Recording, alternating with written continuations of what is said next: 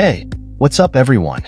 Welcome back to Weekly Tools, where we dive into the world of DIY, tools, and tricks that every car enthusiast and weekend warrior should know.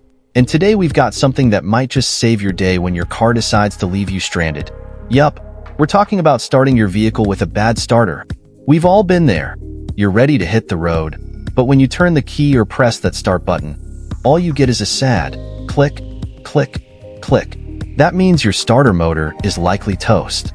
But before you go running for the tow truck or start crying for help, I'm going to show you a quick and dirty way to get your car started. And trust me, it's easier than you think. How to start your car with a bad starter. Part 1. Understanding the problem.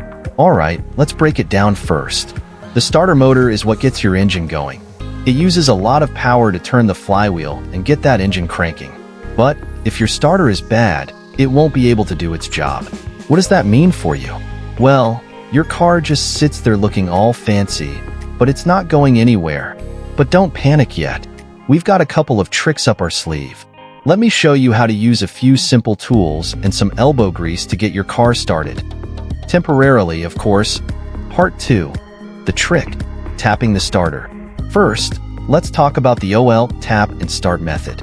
All you need is a hammer or something similar. A wrench or a piece of pipe will work too. The idea here is to tap the starter motor gently. Sounds simple, right? Well, that's because it is. Now, don't go full Thor on it.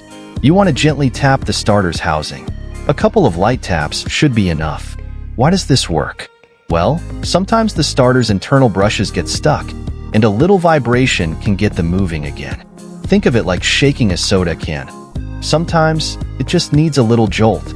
Alright, now that you've tapped it, hop in the car and try to start it up. Fingers crossed. Look at that. It worked. The engine's cranking, and we're good to go. But remember, this is just a temporary fix. You'll want to replace that starter soon. But for now, you're back on the road. Part 3. The jump start method. Now, if tapping the starter doesn't work or you want a backup plan, let's talk about jump starting the car with the bad starter. You're probably thinking, wait, doesn't a jump start fix a battery issue? And you're right, it does. But it can also help get the starter motor turning again in some cases. Here's the trick. Hook up the jumper cables as usual, just like you're jump starting a dead battery. But instead of turning the key, leave the car with the good battery running, and then give the ignition a try. The power from the good battery can sometimes force the bad starter to do its job, or at least give it enough juice to turn the engine over. Sometimes, you just need that extra little nudge to get things moving. Again, this is a quick fix, but it could be enough to get you out of a jam until you get a new starter installed. Part 4.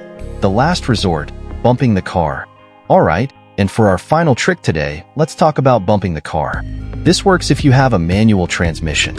If your car won't start, the best way to get it rolling is by bumping or popping the clutch. Here's how you do it. First, make sure the car is in neutral and the parking brake is off. Have a friend help you push the car. Or if you're brave enough, you can do it yourself. Get the car rolling to about 5 miles per hour. Then, pop the clutch and drop it into second gear. When the clutch engages, the engine might turn over, and voila, you're ready to go. Boom. That's one way to get creative when your starter's on strike. So, there you have it, 3 ways to get your car started when that pesky starter is on the fritz. Just remember, these are all temporary fixes, and you should definitely get that starter replaced as soon as possible to avoid any more headaches down the road. Now, if you found this video helpful, don't forget to like, comment, and hit that subscribe button for more awesome tips and tricks on Weekly Tools. Got any crazy car fixes you've tried? Drop them in the comments below. We'd love to hear your stories. Until next time, keep those wheels turning and those tools handy. See ya!